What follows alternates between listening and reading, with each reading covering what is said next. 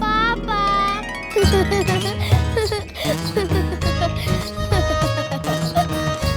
इला chocolate. Thank you पापा।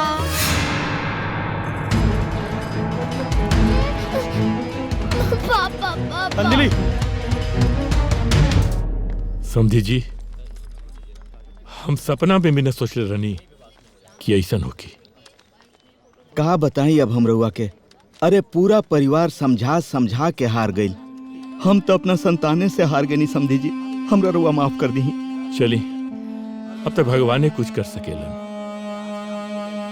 ये बिछड़ले बा उहे मिला सके। गुड़िया,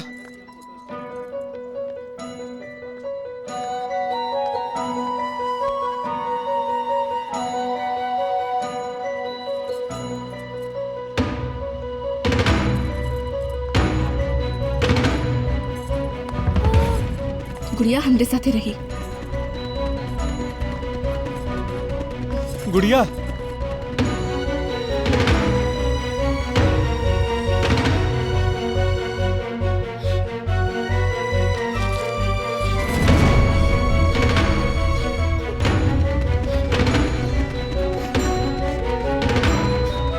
गुड़िया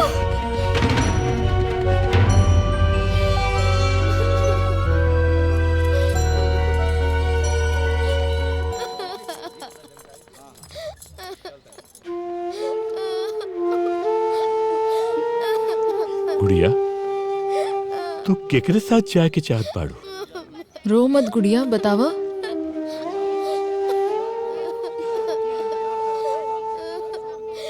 हाँ गुड़िया बोला।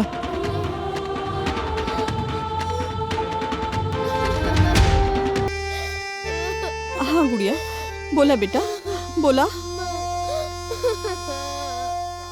मामा मामी के संगे जाए।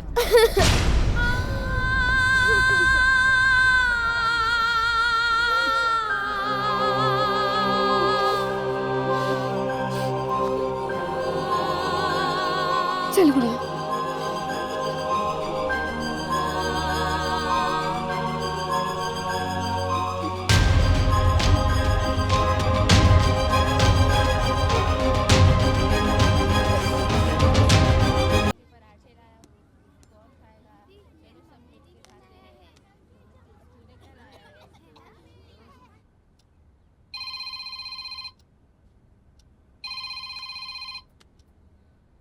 हेलो पापा, गुड़िया। हैप्पी बर्थडे पापा। थैंक यू बेटा, तेरा याद रहे। हाँ पापा, पापा मम्मी के फोन आइल रहे। ना बेटा। ओके पापा, बाय बाय पापा। बाय बेटा।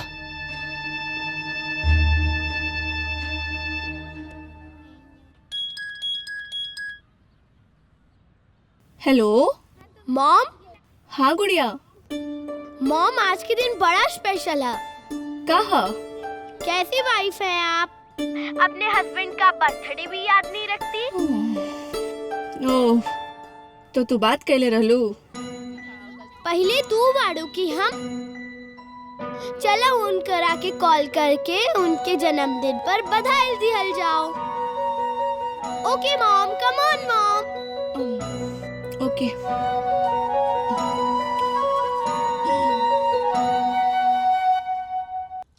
अरे बेटा, ई का हलवा ना खैला? ला। आ।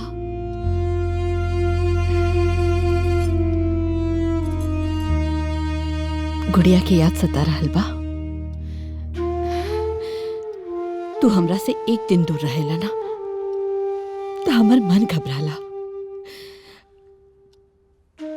तू गुड़िया के बगैर कैसे रह रहल बाड़ा? हाँ?